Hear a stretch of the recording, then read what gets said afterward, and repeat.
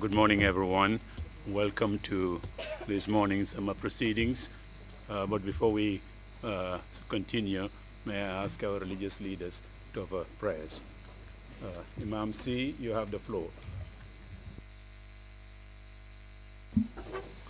أعوذ بالله من الشيطان الرجيم بسم الله الرحمن الرحيم الحمد لله رب العالمين الرحمن الرحيم مالك يوم الدين إياك نعبد وإياك نستعين اهدنا الصراط المستقيم صراط الذين أنعمت عليهم غير المغضوب عليهم ولا الضالين وإن تستفتحوا فقد جاءكم الفتح نصر من الله وفتح قريب وبشر المؤمنين بسم الله الرحمن الرحيم قل هو الله أحد الله الصمد لم يلد ولم يولد ولم يكن له كفوا أحد بسم الله الرحمن الرحيم قل أعوذ برب الفلق من شر ما خلق ومن شر غاسق إذا وقب ومن شر النفاثات في العقد ومن شر حاسد إذا حسد بسم الله الرحمن الرحيم قل أعوذ برب الناس ملك الناس إله الناس من شر وسواس الخناس الذي يوسوس في صدور الناس من الجنة والناس إن الله وملائكته يصلون على النبي يا أيها الذين آمنوا صلوا عليه وسلموا تسليما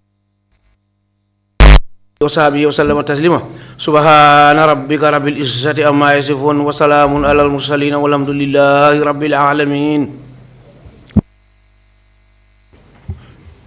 Thank you, Imam C. Bishop, you have the floor, please. Thank you, Chairman. Lord God of all creation, creator of heaven and earth, creator of all human beings,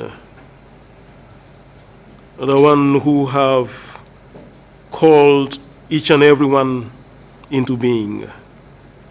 We call upon your most holy name this morning hour, and we ask that you look kindly upon us, this nation, the Gambia, as we sit in this TRRC, as we seek to bring out the truth, and as we seek by your goodness and your mercy and your grace to bring about reconciliation, to bring about healing, to bring about reparation. The Lord you will direct, that all who will testify here will speak the truth, and nothing else but the truth, so that, Lord, the healing process will continue to take place, so that the nation will smile again as one family, one big family.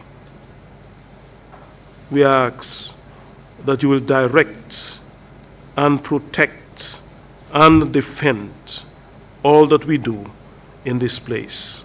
This we ask through Christ our Lord. Amen. Amen. Thank you very much, Bishop. Council, do we have any witness appearing this morning? Yes, Mr. Chair. I think it's been long awaited. Today we have the good fortune to have an important witness testify before the TRRC. May I ask that the witness be brought in, please?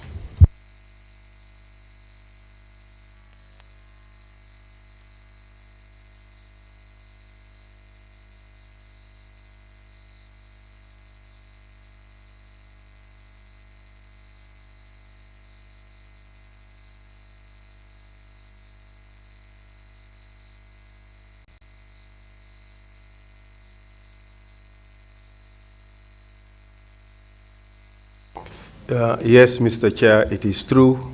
It is Bairo Sabally who's appearing before the Commission.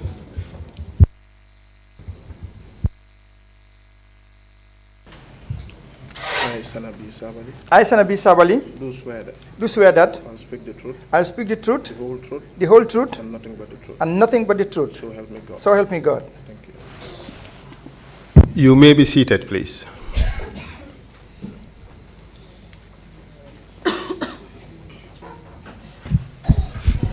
Mr. Sabally, Yes, please. welcome to the TRRC. Thank you very much.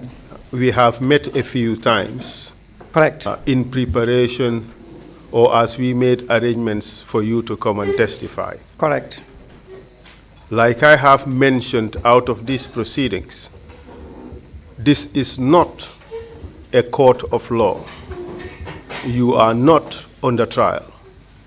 You are here to assist the Gambian people in our quest to find the truth about what happened during that period in which you served in the AFPRC. It's not a witch hunting exercise. We are not castigating anyone. We are here to find the truth about what happened. We are here to try to identify the wrongs and mistakes that have been made. We are trying to heal the nation. We are trying to reconcile and unite our people. Okay. And I believe that's the main reason why you agreed to come and testify. Exactly. You are not under arrest. There is no legal process that is keeping you here by force. Okay. You are here voluntarily. Is that true? Yeah, I think I will say that better. I come here for my nation. I come here voluntarily. I am not under force, and nobody begged me to come either. It is my will to come to take part in my nation's issue as far as the TRRC is concerned. Thank you very much. There is something else I need to clarify. When people come here, we do our utmost to treat them as human beings, to treat them with respect, to treat them with dignity, even though those individuals may not have treated others by the same principles or by the same rules. But nonetheless, we do our utmost to treat everybody with respect. When they cross the line, of course, we will be ready to deal with them. But our principle is, as a people, we can have the most difficult discussions without having to insult one another, without having to maltreat one another. And that is the courtesy we are going to accord you. We're going to treat you with respect because you are a human being, because you are a Gambian. Thank you very much. So now let's start the process. Okay. I want to discuss some few topics with you. First is your biography. We want to know who you are. We want to be certain that we are talking to the right person. Okay. The next topic would be July 22nd. Why, how, by whom, and why it succeeded. What are the institutional failures that made the coup to succeed? We're asking those questions because we don't want coup d'etats in our country again. We need to be able to make recommendations for institutional reform which would prevent coup d'etats from happening. We would also want to discuss your time as vice chairman of the AFPRC, especially violations that you and your entourage committed against civilians, those who were shot on the road, those who were harassed, those who were beaten. We also want to discuss with you the attacks or the torture on 6 September 1994 of Ibrahim Chongan and co. We would also want to discuss the November 10th and 11th. We want to discuss the reasons for the coup or attempted coup, the personalities involved, what plans there were as you know it, the fighting that occurred at the various barracks, your role in that, the role of other people, and how these other soldiers who were captured were executed. We also would want to discuss with you your subsequent arrest, torture, detention, and ultimately your conviction and release and life thereafter. Those are the topics I want you to discuss. Thank you. The most important principle here for us is the value of speaking the truth. You have made a commitment to speak the truth. I remind you, it is a criminal offense under the laws of this country to lie under oath. It is a criminal offense to also lie before the TRRC. Are you ready to discuss this topic? I am. Thank you very much, sir. Thank you. What are your full names, please? I am bairo Sabally. Mr. Sabally, you speak quite fast. Okay. So I'd urge you to take it a little bit slowly and Okay. allow for 3 seconds between our speeches so Okay. that our speeches would not overlap. Okay. Your date of birth, please. 20th February 1965. Where were you born? I was born in Kasakunda village, Komba Central, Western Division, now Western Region, or the West Coast Region. Where did you go to school? I went to school, my primary school was Brikama Primary School from 1974 to 1981. Of course, this is 7 years because I repeated primary 6. Then 1981 to 1983, I went to Brikama Secondary School. Then it was a Brikama Junior Secondary Technical School. Later to be named Foster School because William Foster was the headmaster. And later Alpha Khan. 1983 to 1988, I went to Armitage High School.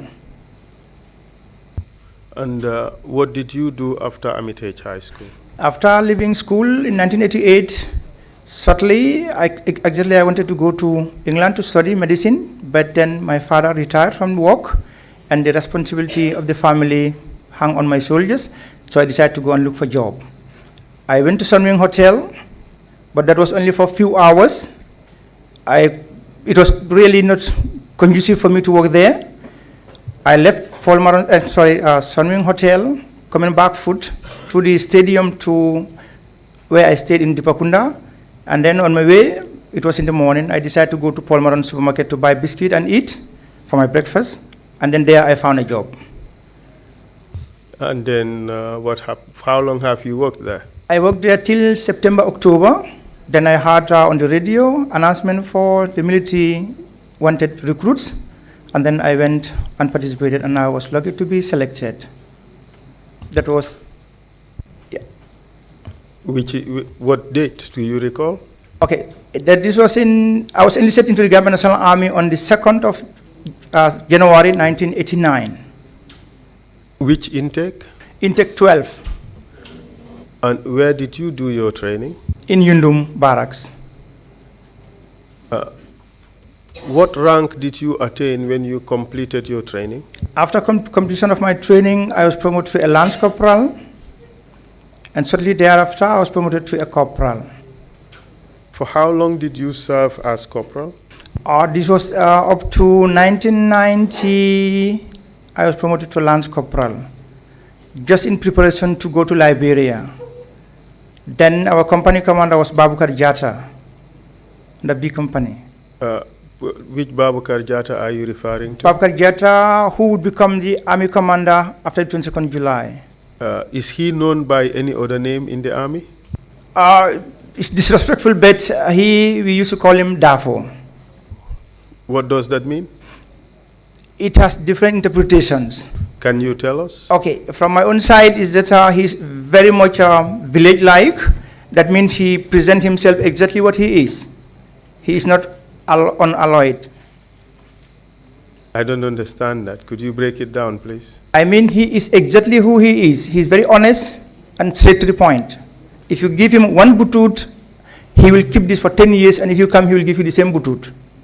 And what is the other connotation? This could be from people that, okay, he is not, a village boy. Okay. So, did you eventually go to Liberia? No, I didn't go to Liberia, but I was trained. We had 2 weeks training, and then we had 1 week holidays. But already I was promoted to a corporal and attached to the commander's as a commander secretary office with Alaji Kante. And then we went on 1 week holidays in preparation to go to Liberia, meaning when we resumed, we were going to go to Liberia on the 14th of January. So when I resumed on the 14th from holidays, I found already I was promoted to a lieutenant and ready to go to America. Did you go through the officer selection board? Yeah, I did that 2-3 times. 2 times when I was in the recruitment training, because they wanted 15 candidates and they got only 14.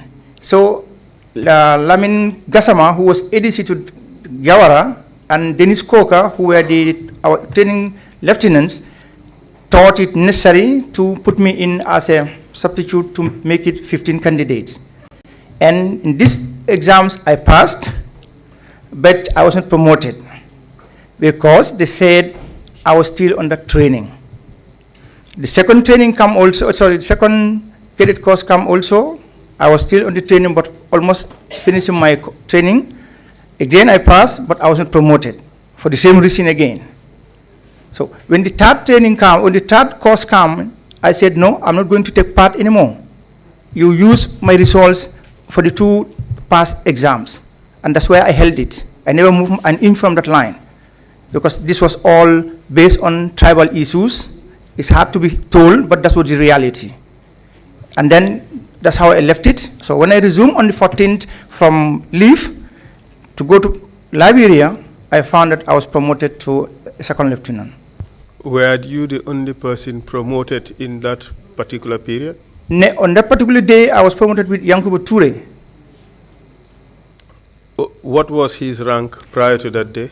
At that particular point, he was a sergeant. I was a corporal. So both of you were promoted the same day? The same day. And he left the same day to America because there was only one seat available. On the 21st of January, I also left for Fort Benning. Both of you trained at the same place? Exactly. We first went to Texas, Lackland Air Force Base, Defense Language Institute for 2 months. And then we proceeded to Fort Benning, Georgia for the officer basic course. Do you recall when you returned to Gambia? This could be August, so to say July, August. I can't remember exactly the date, but July, August. Of which year? 1991. Good. So you returned to Gambia still with the rank of second lieutenant? Exactly. Where were you deployed when you returned? Yundum Barracks. To do what? I was an infantry officer. Were you platoon commander or you had some other responsibility? I was a platoon commander on the B company. And who was your company commander? As I said, Babakar Jata was the company commander. And tell us your progression in the military until the eve of the coup d'etat in July 22nd. Okay, I underwent many internal courses, weapon courses especially. And at the end of the day, I was promoted, I was given an assignment to be the support weapons commander. What does that mean, support weapons commander? Okay, these are, we see the AK-47s, these are normal personal rifles that anybody carries in any situation.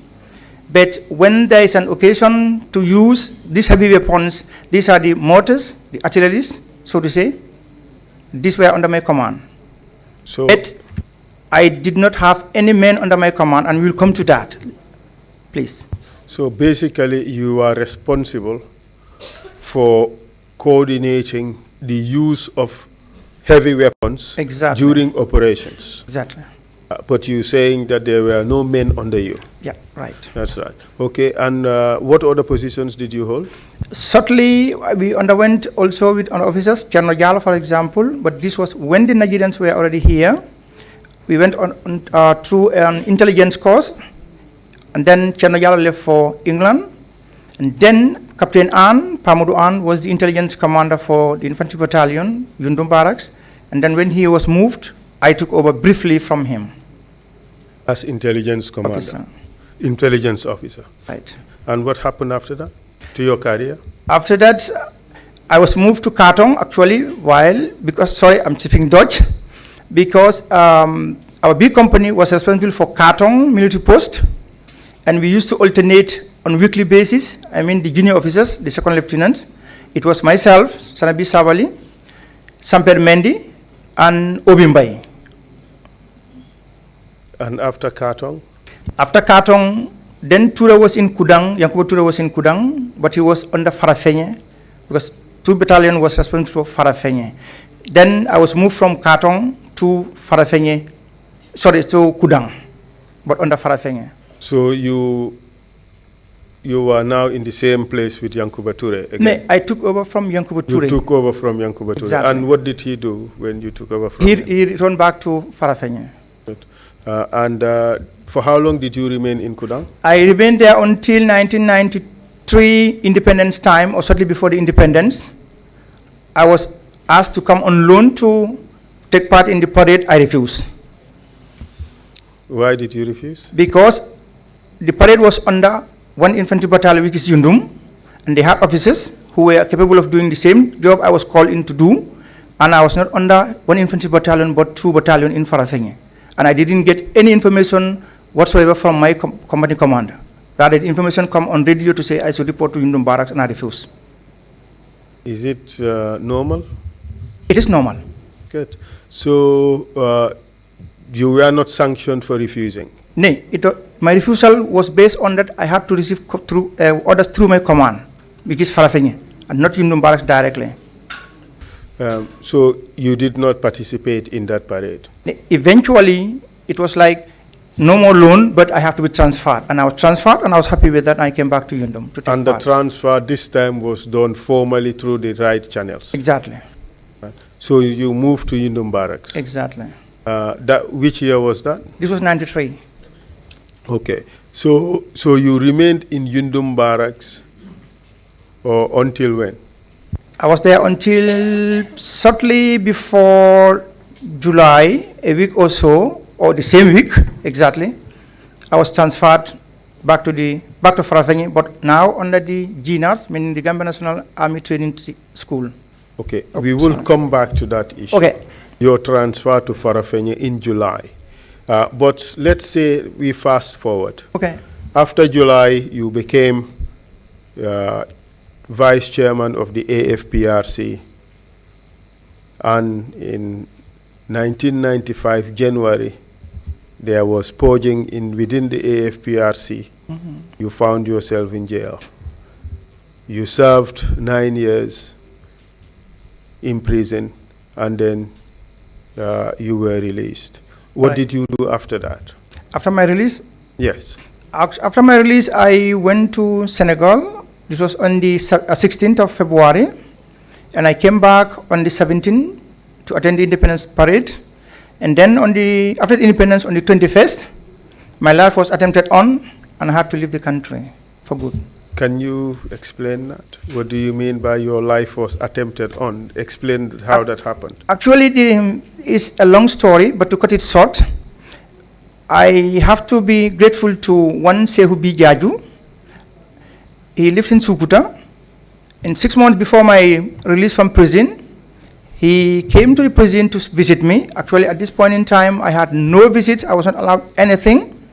But out of nowhere, he came to visit me with his wife. And out of curiosity, I did ask him, how comes you come to visit me? Then he said he got permission from the chairman, which is Yaya Jame. I said, no, you can't go there like that. And then he told me he's from Sukuta. He talked to Babakar Jata, the army commander, and then that's how he got permission to come and see me for 30 minutes. And then since that day on, almost every day, he would bring me almost all the newspapers in the country, and he would bring me provisions, and then the friendship started like that. But for me, on the security aspect, I knew something was not in order there. And I took instinctively, I was ready for anything. Meaning, I knew he was implanted in the future, for any operation, for example, to assassinate me. He was a security officer, was he? No, he was not. He was working with Gamstar Insurance Company. He was an agent. Actually, I would not confirm it, but due to the circumstances that had unfolded, I could definitely say yes. But on the side of his help towards my family, I'm really grateful. And then what happened afterwards? Then, during these last 6 months, as I was in the prison, I used to go to the polyclinic, actually RVH. Then I had a toothache. And along that line, Alaji Martin, who was a WO2, Warrant Officer Class 2, and Lance Corporal or Corporal Ibrahim Ajouf, commonly known as Prince Johnson. They used to come almost every day when I was at the hospital, if I have to be there. And then they used to come with a particular man who I later come to know was from Guinea-Bissau, called Amadou Buaro. Could you spell the name, please? Amadou Buaro. Could you spell the last name? Buaro, B-O-U-A-R-E. O-R, sorry. Okay. Right. All right. And then tell us what happened. like I said, each day I was in the hospital, the polyclinic especially, this man would appear outright in front of me. And there was a doctor, a dentist, he was a Nigerian, called Dr. Emmanuel. One day I was escorted by Sergeant Ablai Bojang, and we were sitting waiting for my turn to go to Dr. Emmanuel, and then Dr. Emmanuel came out and asked me to come into his small room between a doctor and his patient. And Ablai Bojang somehow refused because I was under escort. And he was right. Then Dr. Emmanuel said, I want to talk to my client, to my patient in person. I understood the situation. I diffused the situation. I told him, he's under my, he's a guard. He has a right to be wherever I am. And then he allowed Ablai Bojang to be inside the room. And then he told me outright in question form, do you know this person, meaning the man, this Buaro? I said, no, I don't know him. You have never seen him? I know, I've never seen him. Is he not a family member? I said, no. All were in the negative. And then he told me, I come from Nigeria. You have to be careful if you have to leave the prison. He could be a potential assassin. And I kept that also to my bank. I left the prison, fast forward. When I left the prison, I was in Kotu with my sister. The same man came there. And luckily, there was a soldier who was my driver, actually. He was in Fajar Barash at the time. They had a training, and then he came on break. And then he was in uniform. This same particular Buaro came, and then he said he was looking for Sanabi Sabally. My sister questioned him and asked him, where do you know him? He said, oh, I am from Bissau, but this is somebody I like very much. And when he got arrested, it's like my whole world was devastated. But now that I heard he has been released, I have come to see him. At this point in time, I was in the bedroom, by God's grace. So Wahab told him, you have to go. I know why you are here. Because Wahab saw his weapon on his body. This was the first incident. The same evening, if we know exactly where I was in this compound, if you are sitting in the sitting room, there is a window behind the TV, for example. If you look at through this window, you see directly to Kololi Tavan. And we saw these two men coming with a wheelbarrow with charcoal. They came directly into the compound. And then they said they were selling charcoal. But fortunately for me, it was like I saw this AK-47, this folding butt, right in the charcoal wheelbarrow. And Wahab questioned them, why are you here? What is this weapon for? Because they were speaking Creole, I could not understand any word. But later Wahab explained to me what he had talked with them. And then they also left. The third time, it was like, as I said, with Sehu Bijaju, with all the good things he have done for me, I come to understand he was an agent, implanted, whether he knew it or not, but I think he was put there so that they would know at any one point in time where I would be. And along this line, I also was doing my security checks, and I told him one day, Sehu, I want to go to visit my auntie in Kafuta. But I never went to Kafuta. It was just to give them a decoy, a ploy, to see if I was being followed. And I told him, as I said, I told him I was going to Kafuta, but I never went. And I went to my cousin sister in Latrikunda Sabeji. I stayed there till in the evening. I called Sehu, I said, oh, I went to Kafuta, but thereafter I went to Gunju to buy fish. But this buying of fish was also not there. It's just to give him that how I spend my time that whole day. And later, when I have to leave the prisons and went to Dakar, I got the information from my family that Alaji Martin, W2 Martin, was in Kafuta on this particular day, and they went to Kafuta to my auntie, to our compound, and then they asked for Sanabi Sabally. My auntie told him, no, he's not yet here. He is in the prisons, because my auntie didn't even know I was released. And then he told my auntie, according to my sources in the family, that he's lucky. If you had found him here, he would have been a dead body. And as a result of that, what did you do? I didn't do anything because I didn't know it until when I was in Dakar. At what stage did you decide to go to Dakar? Okay, thank you. As I said, when I went to Dakar on the 16th, I came back on the 17th for the independence. I stayed up to after the independence. On the 21st, that night, Alaji Martin and this particular Buaro, they came to where I was in this house in Kotu. This was a house rented for me by my father. And then they threatened the watchman, and then he allowed them inside. But on this particular night, as I said, I did not sleep in that house. I told my wife clearly, today we are not sleeping here. If we sleep here, tomorrow we are dead bodies. So my wife went to sleep with my sister. I went to sleep with my father. And that early morning, I left through Banjul. I went to Karang, then to Dakar. So your suggestion, therefore, is that Alaji Martin was sent to come and liquidate you? Exactly. So you went to Dakar, and for how long did you remain in Dakar? I remained in Dakar from 2004 up to 2008. And then what happened after that? I left Dakar 2008 for Germany. And what did you do in Germany? In Germany, when I went to Germany, since I left the prison 9 years on the heart condition, so to say, I went through a therapy, medical therapy, and after this therapy, I went into the medical field, and I qualified as a nurse, a psychoanalyst, psychotherapist, and a psychoeducationist. And what work do you do now? I am in the same field, medicine. Doing what? I take care of trauma patients, trauma clients, either families or individuals. Where? In Dakar. Wonderful. Well, I guess we can now go back to July 1994, when you were transferred from Farafenye to Yundum Barracks. Okay. But at this stage, can you tell us a bit about the command in the army? Who was responsible for the command in the army? A good question. The question should in fact be when you were transferred from Farafenye to Yundum. Back to Yundum. Yes, please. Okay. In this point in time, no Gambian army officer was in charge of the army situation. Rather, it was the Nigerian Army Training Team called NATAG, or Nigerian Army Assistant Group, in short. How was the presence of the Nigerians viewed in the army by the various groups or the various cadres in the army? From my own point of view, I did not accept it deeply in my heart.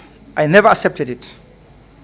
And I believe other members of the armed forces also had the same mind.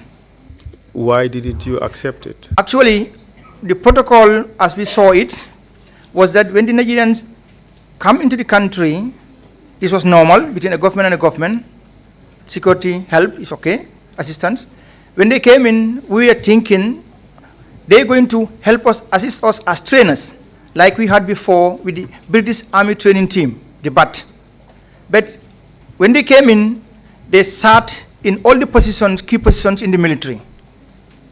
And for us, this was like a no-go. Why was it a no-go? It was a no-go for the simple reason that they come in, as we were told, coming to train us, and that was the exact name they had, Nigerian Army Training Assistant Group. So why would they be occupying the positions where the Gambians should have been? So for us, first interpretation is that the government that brought them into the country had no idea about what they were doing, or they have no respect for the military. Your egos were stabbed. Your egos were attacked, pretty much. Of course, they treated us with no dignity. And at what cadre in the army was this feeling harbored? You were a junior officer, second lieutenant at the time. Correct. Was this feeling shared amongst people, officers at your level? Throughout the whole spectrum of the Army Officers Corps, it was. But along the line, we have to accept the reality, and that means the Nigerian Army Training Team, they came in on two forms. They gave us the operation side and also the admin side. On the operation side, that was completely negative. Let's try to understand that a bit. Okay. What was negative about the operation side? They could not train us for anything that we didn't know. How about the admin side? The admin side, they did 100% wonderful. because they were able to restructure and organize the army as an army supposed to be worldwide. They introduced the terms and conditions of service, meaning the TACOS, and then they showed us exactly how we should be as officers and men in a military. But aside from that, all the other things that they did, how would you assess them? Actually, if you have to assess the whole situation, we have to look at it from different points of views. For example, the personnel, the uniforms, meaning the equipment, operations, for example. These are all sectors of the army that are different. Auto transport, for example. Okay, let's look at it from the various sectors. Okay. When you come to the equipment, we are under-equipped. Of course, we had some heavy weapons under my command from the Chinese, and the Nigerians also came with weapons, of course, but here I would say the weapons were from the Biafra wartime. Expired, useless? Completely. If they were fired, if you are lucky, they will go off the barrel. They will go off the barrel, but when they land or they landed, they will not explode. They were dead? They are dead completely. All right. And looking at it from another angle, say the training side. The training side, they were only good in the classroom. They will tell you everything from the book, but on the ground is completely different. Did you participate in any training that was organized by the Nigerians? Yeah, I did. Can you tell us? Yeah, one was in Farafenye, combined training with the Chinese. This was after going through the classes. We went to Ndankananka range in Farafenye to practice physically how these weapons are to be operated. What was the performance of the Nigerians? Performance were in two forms. One, the Chinese weapons were 100% perfect. The Nigerians weapons, as I said, they were from the Biafra time. They were not in good order. They did not work? No. By nay, you mean yes? Okay, they did not work. They did not work. Yes. Yes, Okay. please. Did you participate in another training? Then came in, I think, if I'm right, in September or October, I cannot remember exactly when, but we had a training called Nying Exercise Dokuo in Kudang. And what is your assessment of that training exercise? Okay, I come back a little bit. As I said, I was a company commander for the weapon support weapons, but without men, meaning I had only the equipment. And I was supposed to have at least minimum 120 to have those weapons employed in a normal battlefield. We were going to Kudang for this exercise. Major Saluk came and said, Lieutenant Sabally, I said, yes, sir, you have to prepare the weapons for Kudang. I said, I don't have men. And the pushing and pulling started. You have to employ this weapon in this training. I said, no, I will not move any weapon from Yunum Barracks to Kudang because I don't have the men. And it went like that. Were the weapons eventually moved? No. So the support weapons that were needed for that particular operation were not available? No, they were not available, but in the army we could do dry training. What do you mean by dry training? Meaning you explain how things are, you give examples while the men are standing in a form of a half circle, and you explain the situation.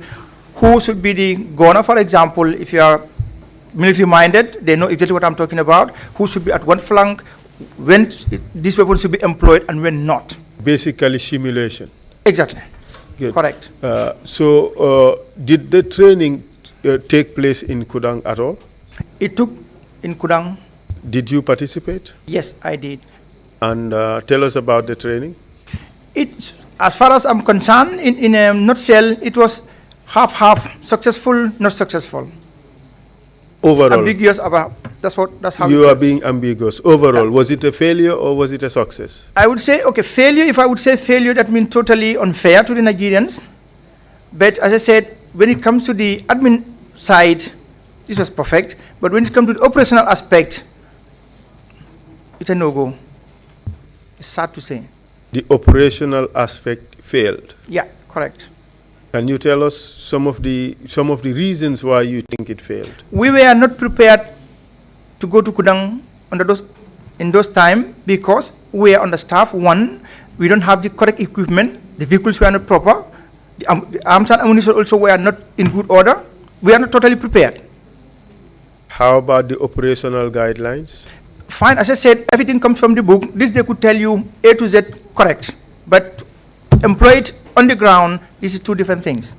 So you're suggesting, therefore, that they were unable to implement on the ground the operational plans that they put together. Correct. So therefore, operationally, it was a failure. It was a failure because at this particular point in time, if I were a part of their training team, this is what the GNA needed at that particular point. This is what I would have impacted on them. But it failed. It failed. How did the Gambian officers who were present perceive of what was going on at the time? How did they react or respond to the training? It was a mixed feeling. One, as I said, when the Nigerians came in, we had no command positions in the army. Here, when I mean command position, I'm not talking about the subaltern, the junior officers, but the senior command, meaning those who are captains and majors. Fine.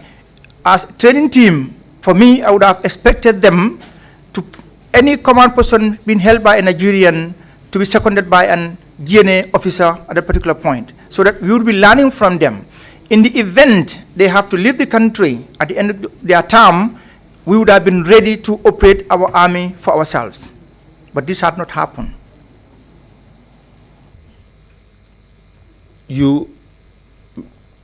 What was the position of the other Gambian officers who were present during the training? How did they react? How did they respond? Okay, when the training was ended, we sat together, or we stood together, and then we had to review what had happened from A to Z, what went wrong, what didn't go right, what went good.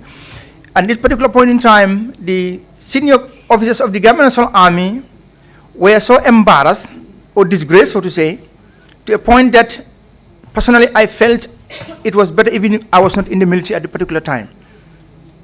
Why was that? They were disgraced because Saluk, one of the colonel of the training school at the time, called Omar Fai, even my child can do better than you. And these were the officers, the senior officers in the military at the time, on whom we had eyes on that they could lead us into anything for the betterment of the army. Was that criticism justified? In a sense, it was, because comme ni wolof ngay waxe ni nga joxe sa bop non lañ la tiyé, right?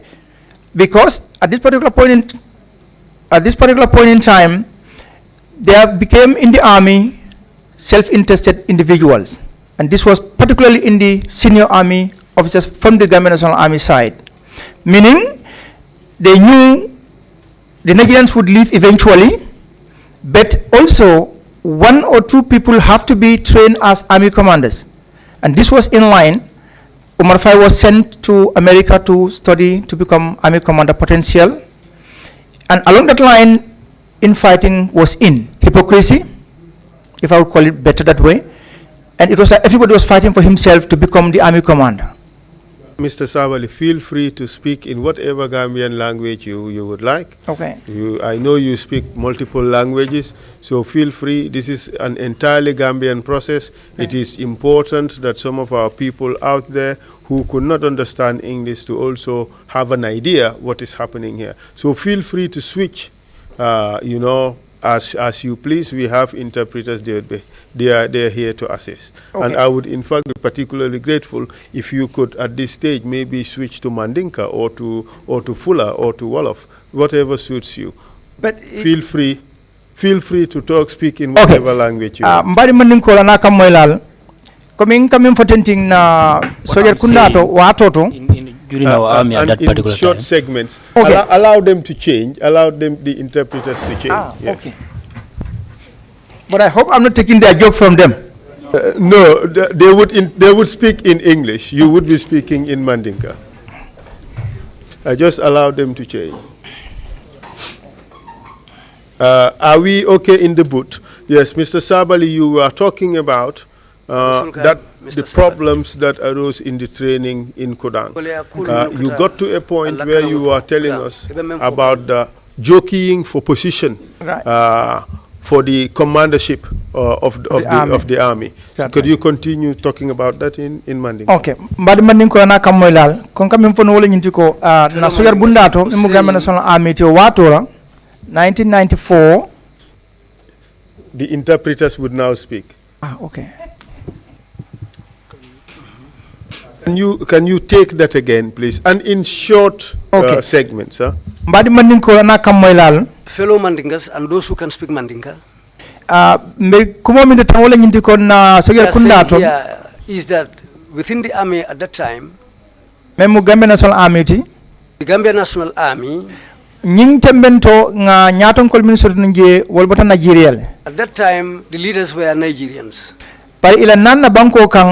But they are coming into this country. The reason was for them to come and help us, so that they can prepare us, so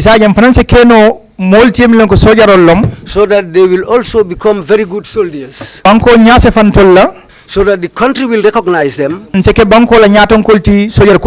that they will become leaders in the army,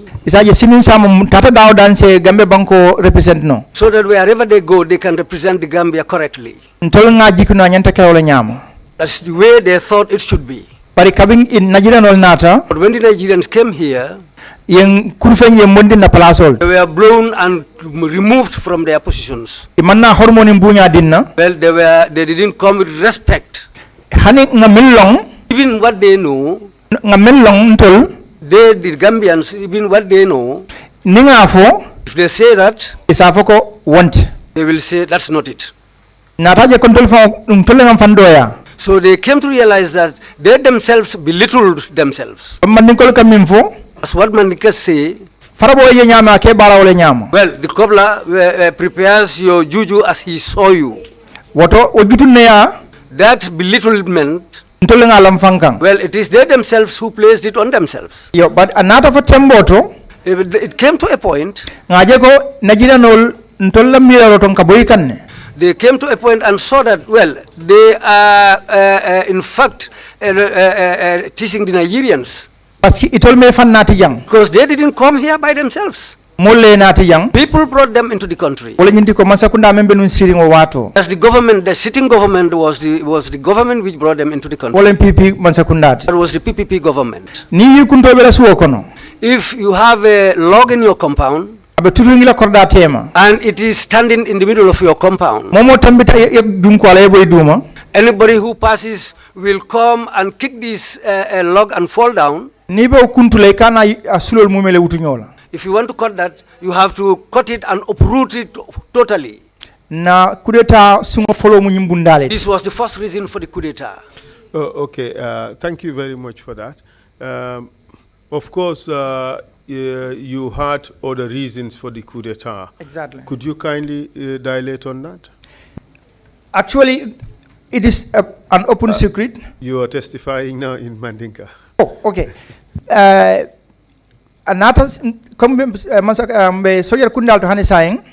still talking about the army. Nigerians,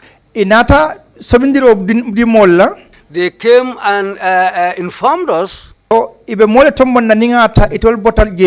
Somebody will be selected when they leave, who will become the army commander. Because of that information, so there came a time when everybody was fighting for himself. I don't know whether people from Kaur are around here. What they call in Mandinka, charity from Kaur, each one for himself. This was the problem they had. Their leaders, who were supposed to stand for them and fight for them, so that they can have all their rights, what they need. But if those people turned and became fighters for themselves only, so as for them, the ones below, they didn't get anything out of it. So the middle ones, the junior officers, let's say the middle cadre, there are other ranks below them. If those people cry, ikanantole waling they come to us. anun ate benna turo turu wato watin ka fania foye And it cannot go like every time when they come, we tell them lies. ba halma dingol lem Because they are human beings. itol kono dolbi jele So there are people among them yemmin lonko who, you know, they are intelligent better than the officers. they are more intelligent than some of those officers. Kedel dong inanya in the army It's just how they came into the army. imang ranko so to become an pureke officer ti. They were unable to get ranks to become officers. So wasi faibu ka fania fono we turu People like those people, you cannot tell them lies every time. jet fonga tonya jibe nyako no nga fay We have to tell them the truth. e ko ni malta nyala bi ko ngo busino As the Mandinka proverb goes, if you are ashamed of the eye, you cannot dissect the head. en gambe be alongo tembo The whole Gambia knows at that time, pp jamano kono the time of the PPP, ko men ka kem banko kan things that were happening in this country, corruption obe fanna beleto corruption was everywhere. asinte fango nta fono example min sotoje Because personally, myself, I have an example out for that corruption. May on the 4th 1994 On the 4th of May 1994, mfama beleta my father died. ntata curator minister of justice I went to the curator at the Ministry of Justice ulkala kodindingo soto mem mang hani fensi so that I can get his little pension, which is very small. bala kodolom It is his money. ntata je kabring May I went there since May.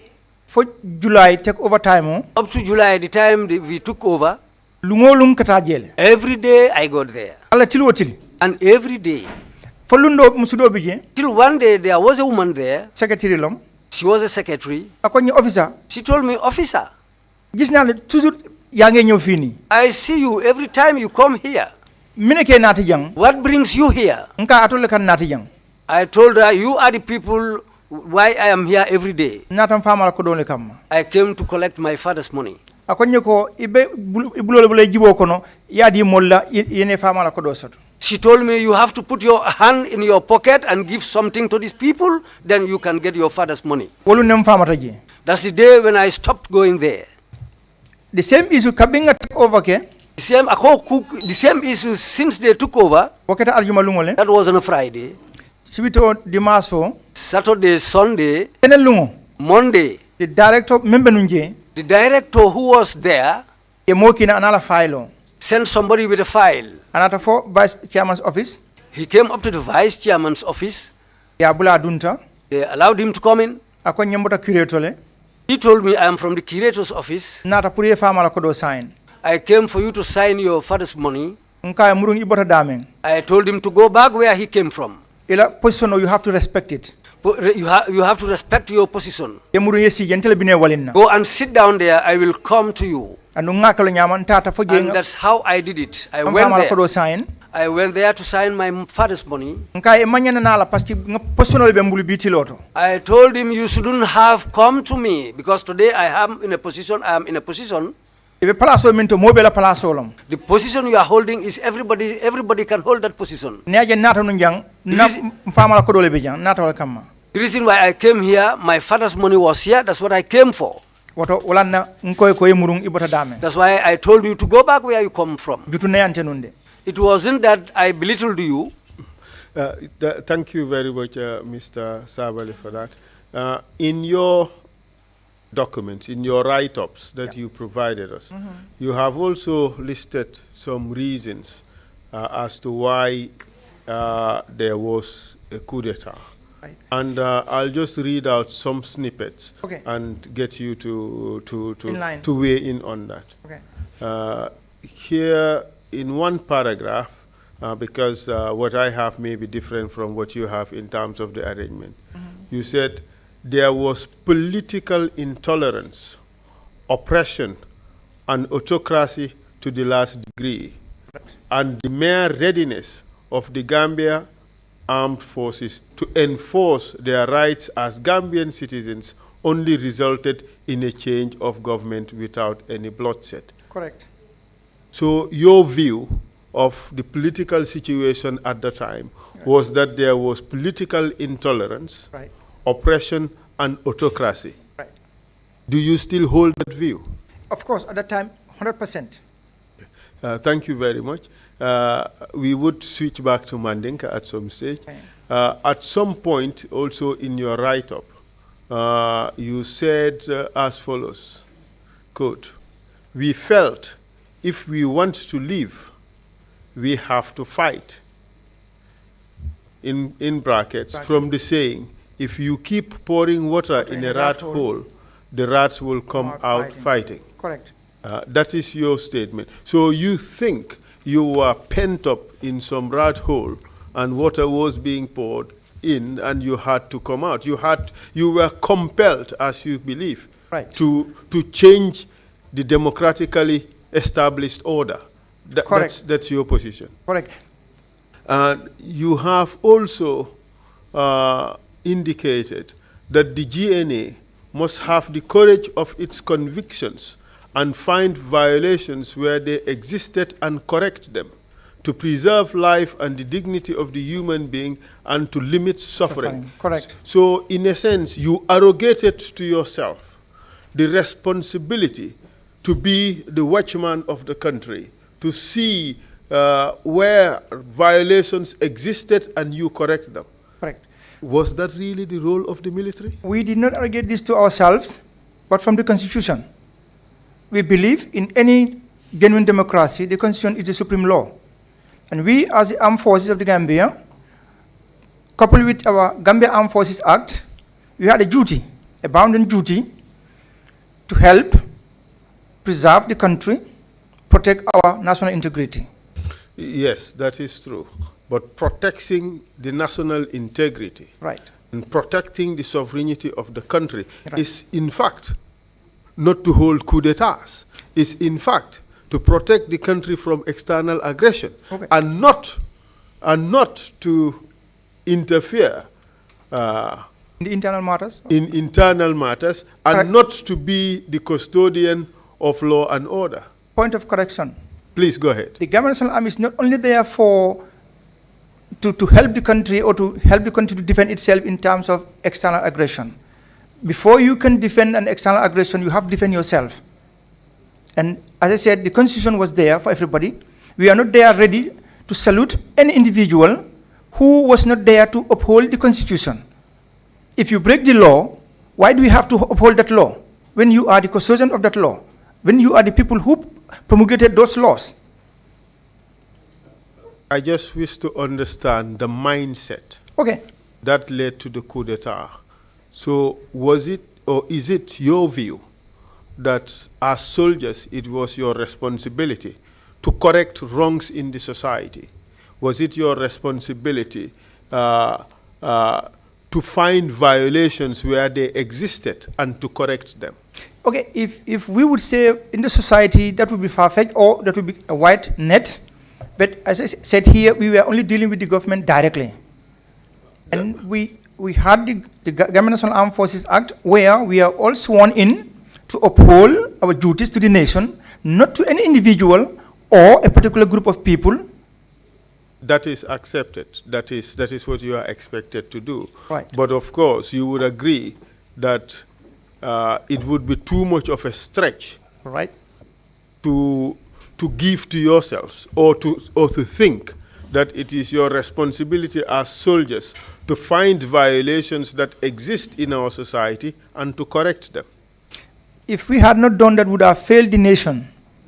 But so you still maintain that that's your responsibility? It is our responsibility. All right. But that is the mindset, of course, exactly, that led to the coup. Exactly. You also said in your writings that the GNA's role was to make the government not to let standards be watered down, right, to suit only members of government, right, encouraged by the fact that the outside world was watching. Exactly. So you thought that it was also your responsibility to be a check on the government in the event that standards were coming down. Of course, any government that has not check and balances, forget it. So your view is that the armed forces have that responsibility? At this particular point in time, we had only the army that could have come in and helped. No other constitutional institution would have helped, not the elections. You also went on to say that the GNA was impelled by the Constitution to act without any further delay. and it was different.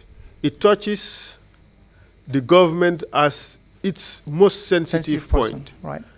How they, in brackets, government, exercise power over their citizens. Correct. The GNA had to intervene to force the government to reaffirm faith in fundamental human rights, right, and promoting and encouraging respect for fundamental freedoms for all without distinction as to religion, tribe, region, or political affiliation. That's your view, correct? Correct.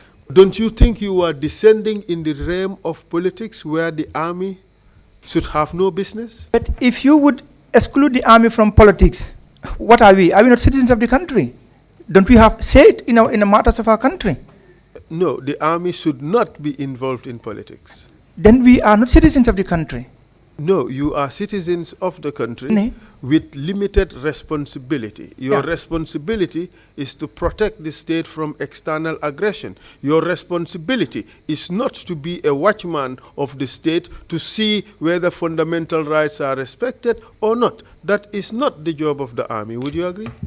I don't agree. If I would understand what you're trying to say, we as the watchman of the nation, we should blindfold ourselves and let things go the way they were going. Then where is the respect from the public to the military or to the security services? So we would have failed in our bounden duty to the nation. So you think it is your responsibility as soldiers to be correcting the ills of the society or your perceived ills of the society, and that you can intervene anytime and change the established order in the country? No, that would not be correct. But when a situation... Mr. Sabally, that is what your writings and your position here seems to suggest, that you have a responsibility to find violations and correct them.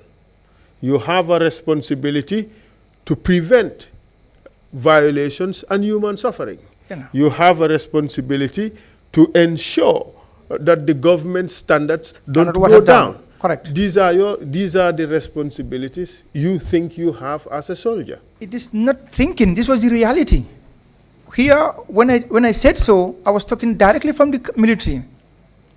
And it was the same thing, I believe, with the civilian population also. And that is our bounden duty, as I said, to stand firm and make sure that we hold the government accountable. And this is what we did on the 22nd July. And by holding the government accountable, you thought you have to overthrow that constitutionally elected, democratically elected government.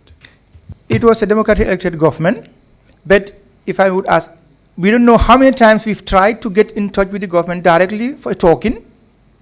Everything failed. The Minister of Defense, we never had the chance to talk with him.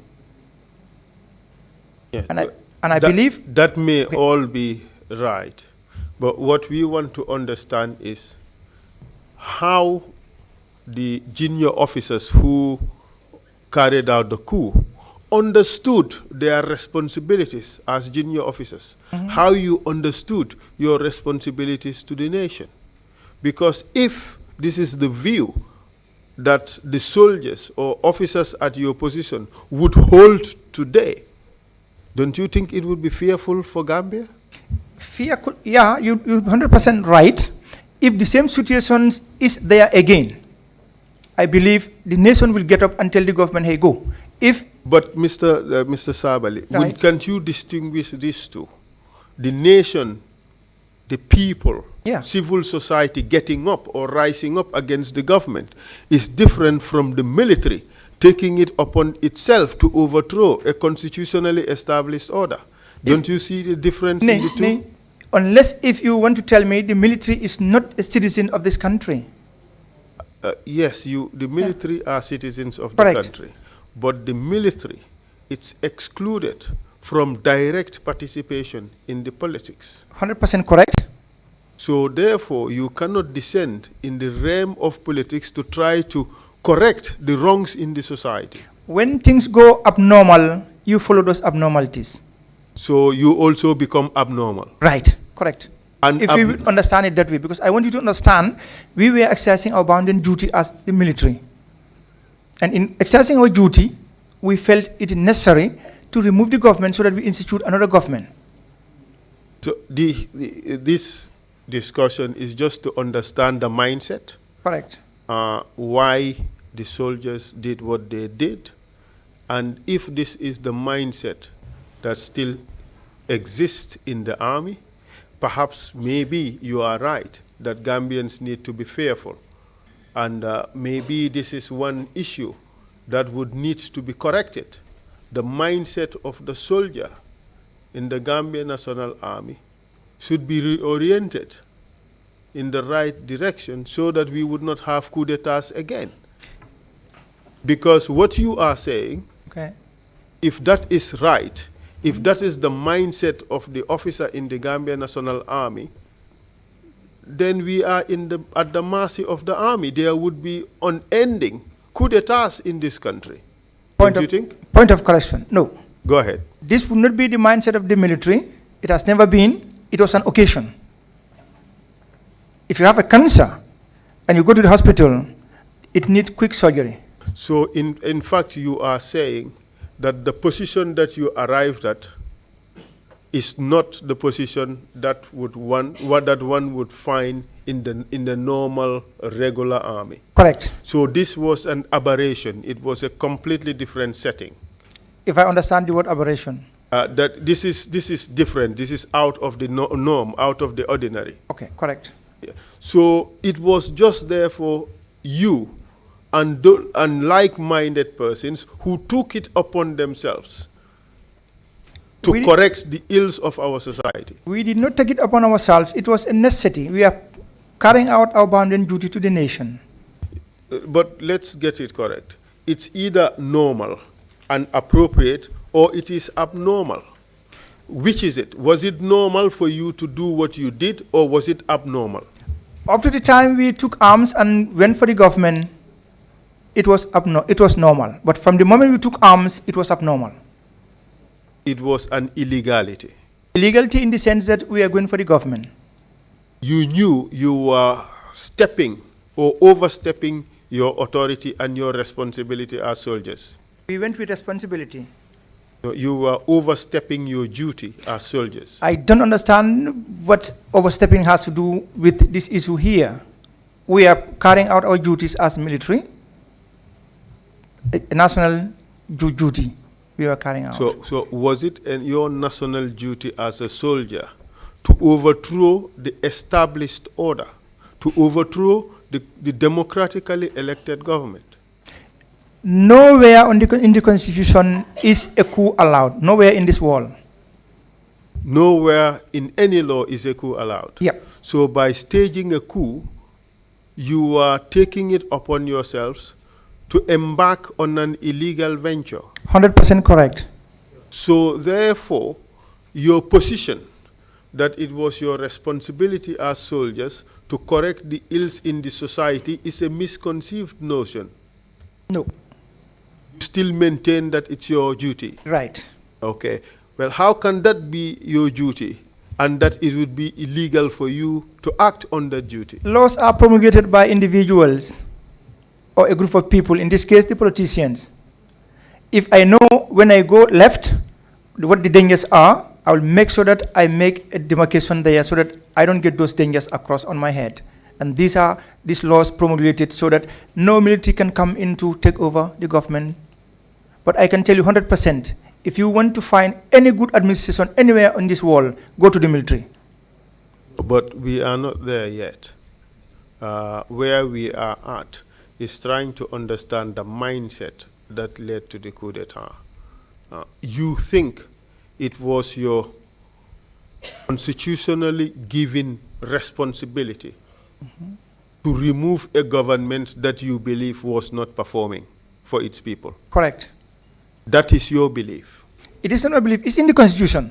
We have to uphold the nation, the Constitution, and but if they violated the Constitution, why do we have to leave them there? But the Constitution tells you that right. Anybody who tries or even contemplates, participates, or plans to overthrow the established constitutional order commits the highest crime of treason. Exactly. So therefore, the Constitution would not give you the power to do so. That is in the Constitution is a threat so that nobody attempts it. So it is quite clear to me that the whole idea that was in the minds of you, for that matter, at that time was a wrong or misinterpreted appreciation of the power or the responsibility the Constitution has bestowed on you as a soldier in the Gambia National Army. Anybody could interpret it the way he or she feels about it. But from our point, we interpreted it the way we acted upon to help our nation. Yes, you may think so. But what I want to establish here is that the idea, you had that idea, fine. Correct. And that idea compels you to do what you did. That is a given. But the issue is the idea right? Is the idea justified among soldiers? Because if you say yes, it would mean that other soldiers can do it. If you say no, then perhaps we will recognize the illegality involved in such a venture and the inappropriateness of such action. So where do you stand? Is it justified for soldiers to harbor those notions and therefore overthrow a government, or do you think it is unjustified? We have already talked about that. Treason is illegal. Therefore, anybody who takes it upon himself to go along that line, you are walking on a line of illegality. Perfect. So therefore, that notion that you harbored, what you thought was in your power to do, was wrong. It could be wrong, but we had our reasons. You would always have a reason. Clear. The bottom line is the ideas you had are not the ideas on which our nation is built. Lead Counsel, I think here we have to agree on one thing, and that is the Constitution and also our mandate as military personnel.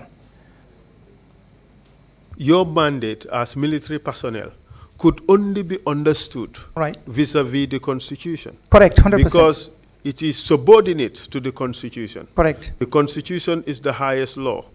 Your mandate would never give you the authority to overthrow the Constitution. You are right.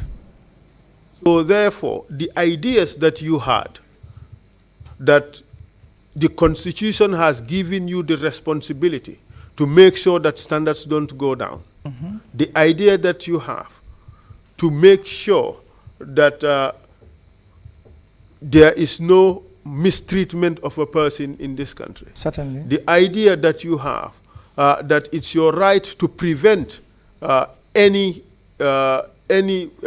violation of a person's rights. Correct. The idea that you have that it was your responsibility to be the watchman of the country to ensure that everything goes well according to your standard is a wrong idea. You may profile it as a wrong idea, but our ideas come from a background. And this background was the reality on the ground at this particular point in time. Let's put it this way. Okay. You were angry at what was happening. You were not happy. And then you found your own solution. A solution that you were not given under law. Correct? No, we are not angry. If we were angry, it would have been a bloodshed. We are not angry. We are responsible officers and men. I agree with that. Right. I agree with that. What I'm trying to drive at is, you were not happy with the status quo, correct? Correct. And you thought that the status quo should be changed. Correct. You also realized that you had the power to change the status quo. We have the power under the Constitution. No, you had the physical power to change the status quo. But this physical power was our power where we are mandated. This is our power. So it's still your position that you are mandated under the Constitution to overthrow that same Constitution. No. I would not agree with that statement. So when you overthrow the government, a democratically elected government, correct, you are overthrowing the constitutional order. In that situation, yes. But okay, yes. So therefore, when you take it upon yourself to overthrow a government, you are overthrowing the constitutional order which you agree you have no authority to overthrow. Correct, but the constitution also guarantees that that constitution must be upheld in the right way. And if it is not? Then you look for means and ways how to hold those people responsible to bring that constitution under control. And how do you do that? By the means we have. Which is a military coup d'etat. Of course. So you are still justifying a military coup d'etat as being a legitimate and lawful course of action? No. No, as I said, nowhere on this wall is a military takeover allowed under the Constitution. So you cannot have it both ways. You cannot tell me that we don't have the authority under the Constitution, that it is lawful, it is unlawful. And then you turn around and say, this is the authority we are given under the Constitution. It has to be one way or the other. Yeah, klar. Let's look at it this way, for example. If you are inside a house, and the house owner said you cannot go through the window, everybody must go through the door, and all of a sudden fire breaks out in the house, you have only the opportunity, if you cannot go through the door, you have to go through the window. But that is not a very good example. May not, but you are saving your life. No, that is not a good example. Okay, I agree. If you say so. The Constitution has established a way to change the government. Certainly. The Constitution says that there would be elections, free and fair elections, at certain intervals. Okay. That is the way in which our governments are changed. Correct? 100% correct. The Constitution does not give you, the soldier, the power to change the government. Correct. So by your attempt to change the government, you are acting on an illegality. 100% correct. And that is why it is called treason. Right. So what you are thinking you are doing for the Gambian people was an unlawful act. Okay, if you say it so. But that is the law. Okay, I agree. You agree that that is the law? I agree. So these notions of the power you were given by the law is in fact a misconception. Okay. Thank you very much. Let's move on to, now that we have agreed on that, we move on to the situation surrounding July 22nd. Right. You have told us that there was corruption in the country, there was tribalism, there was political intolerance, and all those ills in our society which compelled you to organize a coup d'etat. Right. Can you tell us how this coup d'etat was organized? Who was involved? What were the plans and all that? Okay. The last straw that broke the camel's back was once I was in a taxi coming from Banjul to Brikama, and then it was 5 o'clock. BBC Focus on Africa, Robin White at the time, and then he posed a question: which country has its defense in the hands of another foreign country? And then when the answer came, it was laughed with laughter. I felt disgraced because I was in uniform in the taxi. And from there on, I said to myself, we have to look at this situation properly. We cannot continue the way we are in the military. And then I started to talk to Edward Singate. And then we started looking at it together. We put our heads together. It took some time, of course. It took some time, of course. When did that happen? This would be 7 months to July 22nd. Good, proceed. And along that line, we had to open up to the people or the soldiers and officers whom we felt we could approach and understand our point of view. Who were they? These are many. For example, Ndur Cham. For example. What was his rank at the time? Ndur Cham was a captain at the time. And who else? A major. Okay, tell us first more senior officers and the immediate senior officers and then your level and those even below. Okay, I want to make a little bit, want to say something. As an officer, I am not obliged to say everything to the public, if I the civilian public. Let me address that particular issue. Okay. Before this commission of inquiry, this Truth Commission, you are obliged to answer every question the commission asks. Okay.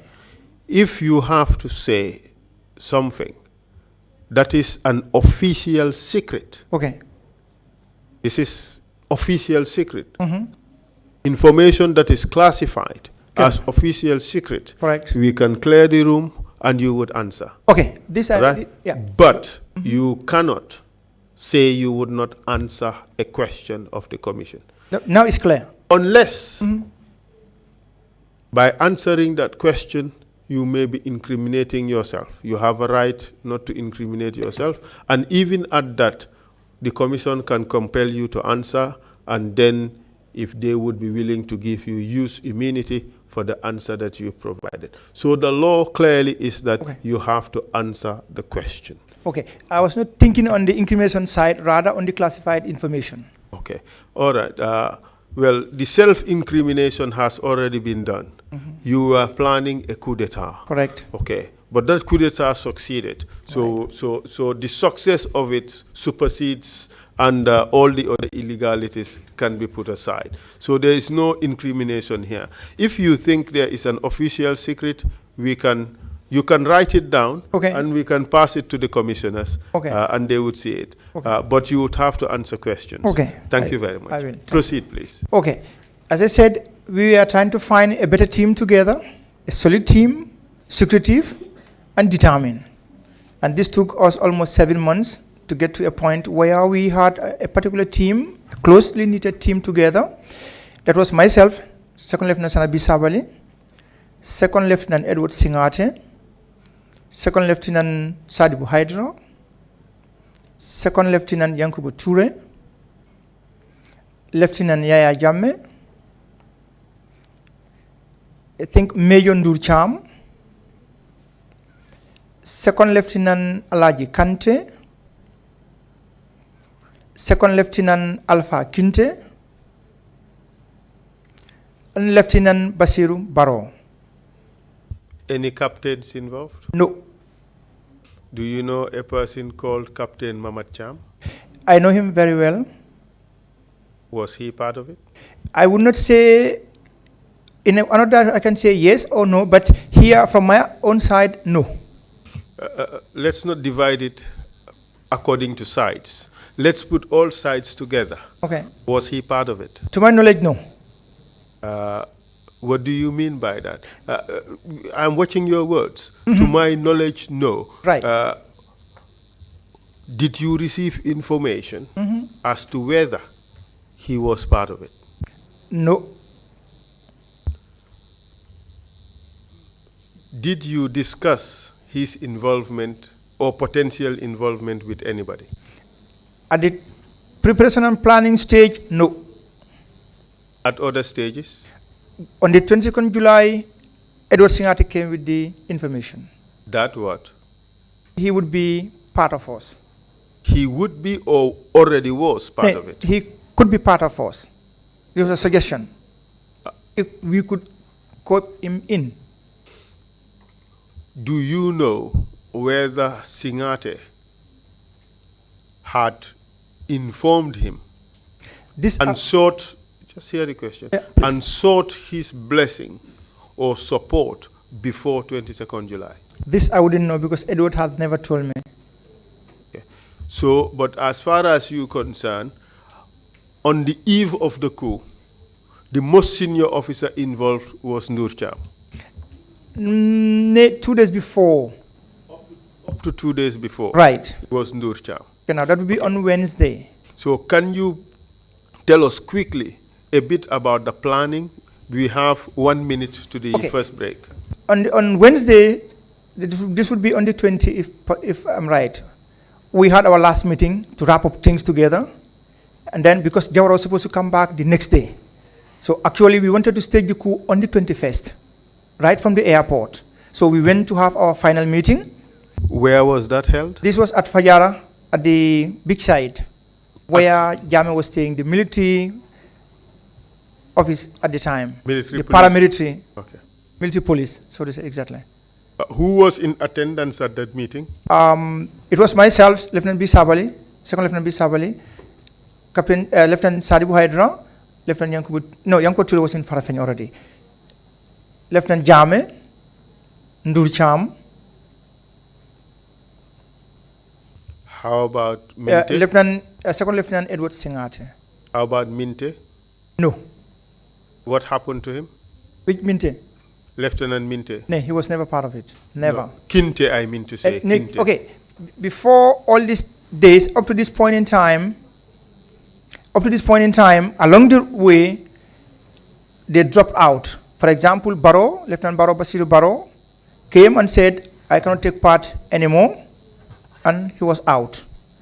On this particular day also, Ndur Cham said he wouldn't take part in it. In fact, I could remember on this particular day, he came with his shirt turned upside down until Jame Yaya was making the joke between Sered and the Jolas. Saying what? And in Wolof, yaw denga toy naka nga volbati ko sambuba bi. Mom, okay, he came in a hasty, dafa joge home in a hasty because his wife was giving him trouble, and then, yeah, he came like that. Mr. Chairman, it's 11:30. We take our first coffee break, and when we resume, we will continue our discussion about July 22nd. Thank you. Thank you very much, my counsel, for that. That was quite an extraordinary exchange on your effort to try to ascertain the mindset in the military concerning the role of the military in the under the Constitution. Quite an exchange. I think we will come back to that at some point and try to understand what literally perverted view by role of military under any constitutional dispensation.